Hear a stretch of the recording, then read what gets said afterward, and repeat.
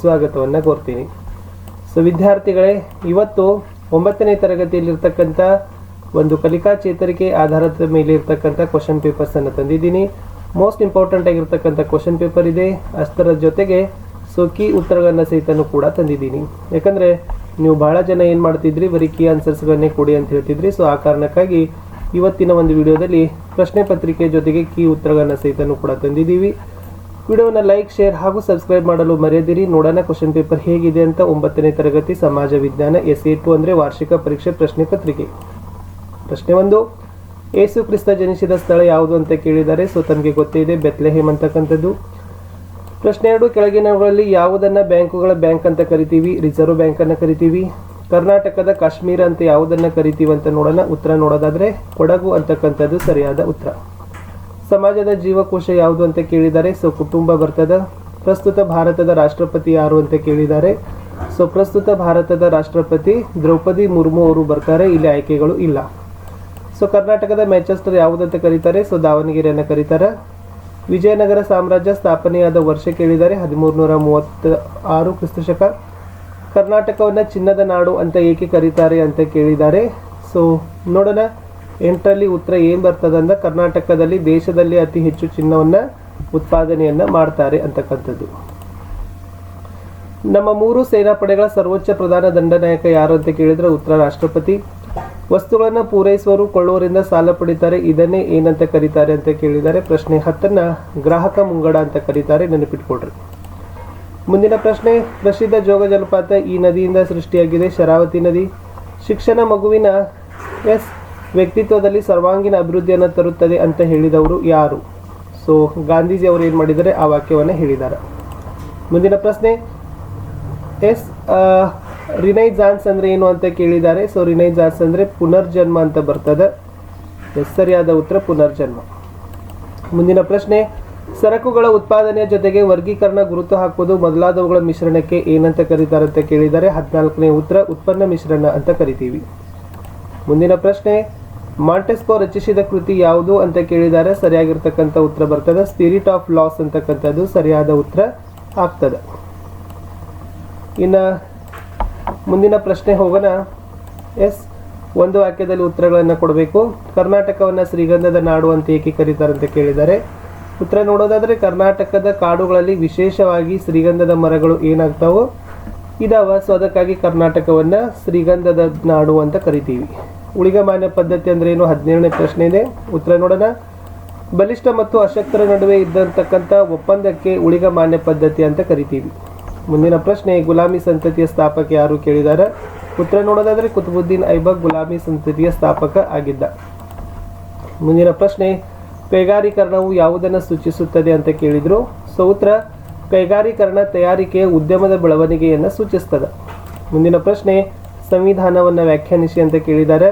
ಇಡೀ ರಾಷ್ಟ್ರವು ಒಂದು ಚೌಕಟ್ಟಿನಲ್ಲಿ ಹೇಗೆ ನಿಯಂತ್ರಿಸಬೇಕು ಎಂದು ತಿಳಿಸಿಕೊಡ್ತಕ್ಕಂಥ ವ್ಯವಸ್ಥೆಗೆ ಸಂವಿಧಾನ ಅಂತ ಕರಿತೀವಿ. ದಿಲ್ಲಿ ಇಲಾಯಿ ಹೊಸ ಪಂಥ ಸ್ಥಾಪಿಸಿದ ಮೊಘಲ್ ಯಾರು ಕೇಳಿದ್ದಾರೆ. ಅಕ್ಬರ್ ಅಂತಕ್ಕಂಥದ್ದು ರೈಟ್ ಆನ್ಸರ್ ಬರ್ತದೆ. ಜನಸಾಂದ್ರತೆಯನ್ನು ಅರ್ಥೈಸಿರಿ ಅಂತ ಕೇಳಿದ್ದಾರೆ. ಸೊ ನೆನಪಿಟ್ಕೊಡ್ರಿ, ಪ್ರತಿ ಚದರ ಕಿಲೋಮೀಟರ್ ಕ್ಷೇತ್ರದಲ್ಲಿ ವಾಸಿಸ್ತಕ್ಕಂಥ ಸರಾಸರಿ ಜನಸಂಖ್ಯೆಗೆ ಜನಸಾಂದ್ರತೆ ಅಂತ ಕರಿತೀವಿ. ವಿಡಿಯೋವನ್ನು ಲೈಕ್, ಶೇರ್ ಹಾಗೂ ಸಬ್ಸ್ಕ್ರೈಬ್ ಮಾಡಲು ಮರೆಯದಿರಿ. ನಮ್ಮ ಟೆಲಿಗ್ರಾಮ್ ಗ್ರೂಪ್ ಕೂಡ ನೀವು ಬಂದು ಜಾಯ್ನ್ ಆಗಬೇಕು. ಉತ್ತರ ಕರ್ನಾಟಕದಲ್ಲಿ ಯಾವ ಪ್ರಕಾರದ ಮಣ್ಣು ಹೆಚ್ಚಾಗಿ ಕಂಡುಬರ್ತದೆ ಅಂತ ಕೇಳಿದ್ದಾರೆ. ಸೊ ಕಪ್ಪು ಮಣ್ಣು ಅಂತಕ್ಕಂಥದ್ದು ರೈಟ್ ಆನ್ಸರ್. ಕರಾವಳಿ ಬಳಿ ಇರುವ ನೌಕಾನೆಲೆಯನ್ನು ಏನಂತ ಕರೀತಾರೆ ಅಂತ ಕೇಳಿದ್ದಾರೆ. ಸೀಬರ್ಡ್ ನೌಕಾನೆಲೆ ಅಂತ ಕರೀತಾರೆ. ಮುಂದಿನ ಪ್ರಶ್ನೆ, ಶಂಕರಾಚಾರ್ಯರು ಪ್ರತಿಪಾದಿಸಿದ ಸಿದ್ಧಾಂತ ಯಾವುದು? ಸೊ ಅದ್ವೈತ ಅಂತಕ್ಕಂಥದ್ದು ಸರಿಯಾದ ಉತ್ತರ. ಬಾಲಕಾರ್ಮಿಕ ಎಂದರೆ ಯಾರು ಅಂತ ಮುಂದಿನ ಪ್ರಶ್ನೆ ಇತ್ತು. ಉತ್ತರ ನೋಡೋಣ. 14 ವರ್ಷ ಒಳಗಿನ ಮಗು ಕೂಲಿಗಾಗಿ ದುಡಿತಿದ್ರೆ ಅದನ್ನು ಬಾಲಕಾರ್ಮಿಕ ಅಂತ ಕರಿತೀವಿ. ಮುಂದಿನ ಪ್ರಶ್ನೆ, ಸಾಮಾಜೀಕರಣ ಅಂದರೆ ಏನು? ಉತ್ತರ ಮಾನವನು ಸಾಮಾಜಿಕ ವ್ಯಕ್ತಿಯಾಗಿ ರೂಪುಗೊಳ್ತಕ್ಕಂಥ ಪ್ರಕ್ರಿಯೆಗೆ ಸಾಮಾಜೀಕರಣ ಅಂತ ಕರಿತೀವಿ. ಮುಂದಿನ ಪ್ರಶ್ನೆ, ಉಳಿಗಮಾನ್ಯ ಪದ್ಧತಿಯಲ್ಲಿ ಹಿಡುವಳಿದಾರ ಹೊಂದಿದ್ದ ಭೂಮಿಯನ್ನು ಏನಂತ ಕರಿತಿದ್ರು? ಅದನ್ನು ಉಂಬಳಿ ಅಂತ ಕರಿತಿದ್ರು.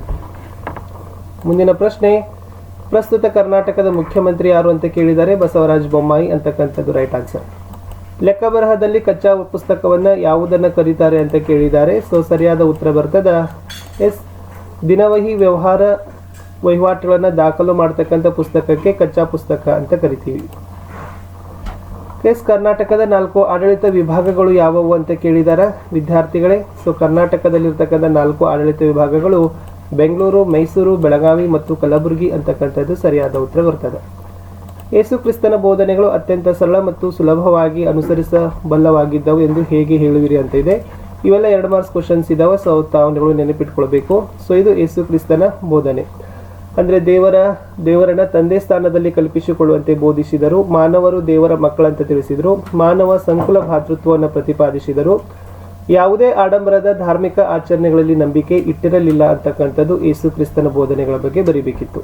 ಮುಂದೆ ಹೋಗೋಣ. ಮುಂದಿನ ಪ್ರಶ್ನೆ, ಭಕ್ತಿ ಪಂಥದ ಪರಿಣಾಮಗಳನ್ನು ವಿವರಿಸಿ ಅಂತ ಕೇಳಿದ್ದಾರೆ. ಸೊ ಎಸ್ ಇದಿತ್ತು ಭಕ್ತಿ ಪಂಥದ ಪರಿಣಾಮಗಳು. ನೋಡ್ಕೊಳ್ರಿ, ಉತ್ತರಗಳನ್ನ ಪ್ರಾಕ್ಟೀಸ್ ಮಾಡಿ.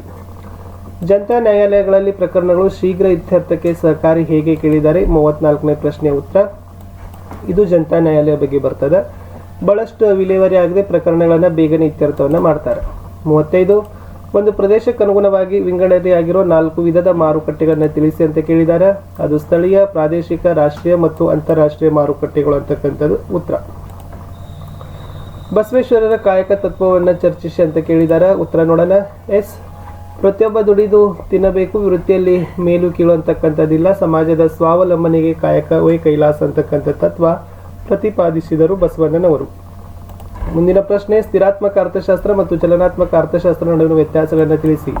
37ನೇ ಪ್ರಶ್ನೆ.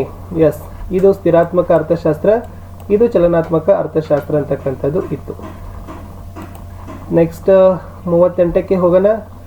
ನದಿಗಳು ರಾಜ್ಯಗಳ ನಡುವೆ ಹೇಗೆ ಸಾಮರಸ್ಯವನ್ನು ಬೆಳೆಸ್ತವೆ ಅಂತ ಕೇಳಿದ್ದಾರೆ. ಸೊ ಇದು ಇತ್ತು ಉತ್ತರ 38ರದು. ನದಿಗಳು ಯಾವ ತರನಾಗಿ ರಾಜ್ಯಗಳ ನಡುವೆ ಸಾಮರಸ್ಯವನ್ನು ಬೆಳೆಸ್ತವೆ ಅಂತದ್ದು. ಭಾರತದ ಕೃಷಿ ವಲಯದ ಪ್ರಾಮುಖ್ಯತೆಯನ್ನು ವಿವರಿಸಲಿಕ್ಕೆ ಹೇಳಿದ್ದಾರೆ. ಎಸ್ ಇದು ಭಾರತದ ಕೃಷಿ ವಲಯದ ಪ್ರಾಮುಖ್ಯತೆಯನ್ನು ತಿಳಿಸ್ತಕ್ಕಂಥ ಉತ್ತರ ಇತ್ತು. ಸುಮಾರು 52ಕ್ಕಿಂತ ಹೆಚ್ಚು ಜನರು ಕೃಷಿಯನ್ನು ಅವಲಂಬಿಸಿದ್ದಾರೆ. ಕೃಷಿ ಕೈಗಾರಿಕೆಗಳಿಗೆ ಕಚ್ಚಾ ವಸ್ತುವನ್ನು ಕೊಡ್ತದೆ ಅಂತಕ್ಕದ್ದನ್ನು ಬರಿಬೇಕಿತ್ತು. ರಾಷ್ಟ್ರೀಯ ಐಕ್ಯತೆಯನ್ನು ಪ್ರೋತ್ಸಾಹಿಸುವ ಅಂಶಗಳು ಯಾವುವು ಅಂತ ಕೇಳಿದ್ದಾರೆ. ಎಸ್ ಸೊ ಜಾತ್ಯತೀತತೆ, ಪ್ರಜಾಪ್ರಭುತ್ವ, ರಾಷ್ಟ್ರೀಯ ಹಬ್ಬಗಳು, ಎಸ್ ನಮ್ಮ ರಾಷ್ಟ್ರೀಯ ಚಿಹ್ನೆಗಳು, ಪರಸ್ಪರ ಅನ್ಯೋನ್ಯತೆ, ಇವೆಲ್ಲ ರಾಷ್ಟ್ರೀಯ ಐಕ್ಯತೆಯನ್ನು ಏನು ಮಾಡ್ತಾವಪ್ಪ ಅಂದ್ರೆ ಪ್ರಭಾವವನ್ನು ಬೀರ್ತಾವೆ. ರಸ್ತೆ ಸಾರಿಗೆ ಪ್ರಾಮುಖ್ಯತೆಯನ್ನು ಕೇಳಿದ್ದಾರೆ. ಇದಿತ್ತು ರಸ್ತೆ ಸಾರಿಗೆ ಪ್ರಾಮುಖ್ಯತೆ. 41ನೇ ಪ್ರಶ್ನೆ ಉತ್ತರ ಕಡಿಮೆ ವೆಚ್ಚ ಇರ್ತದೆ, ರಾಜ್ಯದ ಮೂಲೆಗೆ ಸಾಗಿಸಬಹುದು. ಓಕೆ, ಕೈಗಾರಿಕೆಗಳ ಅಭಿವೃದ್ಧಿಗೆ ಸಹಕಾರಿ ಆಗಿದೆ. ಕುದುರೆಮುಖ ಗಿರಿಧಾಮದ ಕುರಿತು ಟಿಪ್ಪಣಿ ಬರೆಯಿರಿ ಅಂತ ಕೇಳಿದ್ದಾರೆ. ಎಸ್ ಇದು ಕುದುರೆಮುಖ ಗಿರಿಧಾಮದ ಬಗ್ಗೆ ಇರ್ತಕ್ಕಂಥ ಟಿಪ್ಪಣಿ ನೋಡ್ಕೊಳ್ರಿ. ನೆಕ್ಸ್ಟ್ ಇರ್ತಕ್ಕಂಥದ್ದು ಬೆಂಗಳೂರನ್ನ ಮಾಹಿತಿ ತಂತ್ರಜ್ಞಾನದ ಕೈಗಾರಿಕೆಗಳ ಕೇಂದ್ರೀಕೃತವಾಗಿವೆ ಏಕೆ ಅಂತ ಕೇಳಿದ್ದಾರೆ. ಸೊ ಇದು ಇತ್ತು ಉತ್ತರ. ಮುಂದಿನ ಪ್ರಶ್ನೆ, ನೀವು ವಾಸಿಸುವ ಸಮುದಾಯವನ್ನು ಗ್ರಾಮ ಸಮುದಾಯ ಅಂತ ಭಾವಿಸಿ ಅಲ್ಲಿ ಕಂಡು ಬರ್ತಕ್ಕಂಥ ಸಮಸ್ಯೆಗಳನ್ನ ವಿವರಿಸಿ ಅಂತ ಕೇಳಿದ್ದಾರೆ. ಇವು ಗ್ರಾಮದಲ್ಲಿ ವಿಶೇಷವಾಗಿ ಕಂಡು ಬರ್ತಕ್ಕಂಥ ಸಮಸ್ಯೆಗಳೇ ಆಗಿದ್ದಾವೆ. ಲೆಕ್ಕ ಬರಹದಲ್ಲಿ ಕಂಡು ಬರ್ತಕ್ಕಂಥ ಖಾತೆ ವಿಧಗಳನ್ನು ತಿಳಿಸಿ ಅಂತ ಕೇಳಿದ್ದಾರೆ. ಸೊ ಇದು ಇತ್ತು ವ್ಯಕ್ತಿ ಖಾತೆ, ವೃತ್ತಿ ಖಾತೆ, ಆಸ್ತಿ ಖಾತೆ ಅಂತಕ್ಕಂಥದ್ದು. ಮುಂದಿನ ಪ್ರಶ್ನೆ, ಲಿಯೋನಾರ್ಡೋ ವಿಂಚಿಯ ವರ್ಣಚಿತ್ರಗಳು ಯಾವುವು ಅಂತ ಕೇಳಿದ್ದಾರೆ. ಸೊ ನೆನಪಿಟ್ಕೊಡ್ರಿ, ಇವು ಲಿಯೋನಾರ್ಡೋ ವಿಂಚಿಯ ವರ್ಣಚಿತ್ರಗಳು ಮೊನಾಲಿಸಾ ಮತ್ತು ಲಾಸ್ಟ್ ಸಫರ್. ವಿಡಿಯೋದ ಕಡೆ ಪ್ರಶ್ನೆ ಇತ್ತು, ಅಮೆರಿಕ ಸ್ವಾತಂತ್ರ್ಯ ಸಂಗ್ರಾಮಕ್ಕೆ ಕಾರಣಗಳನ್ನು ತಿಳಿಸಿ ಅಂತ. ಸೊ ಇದು ಇತ್ತು ಎಸ್ ಅಮೇರಿಕಾದ ಸ್ವಾತಂತ್ರ್ಯ ಸಂಗ್ರಾಮಕ್ಕೆ ಕಾರಣಗಳು. ಮುಂದಿನ ಪ್ರಶ್ನೆಗಳನ್ನು ಮತ್ತೊಂದು ವಿಡಿಯೋದಲ್ಲಿ ತೊಗೊಂಡು ಬರ್ತೀನಿ, ಯಾಕಂದರೆ ತುಂಬ ಲೆಂದಿ ಆಗ್ತದೆ. ವಿಡಿಯೋನ ಲೈಕ್, ಶೇರ್ ಹಾಗೂ ಸಬ್ಸ್ಕ್ರೈಬ್ ಮಾಡಲು ಮರೆಯದಿರಿ. ಬಾಯ್.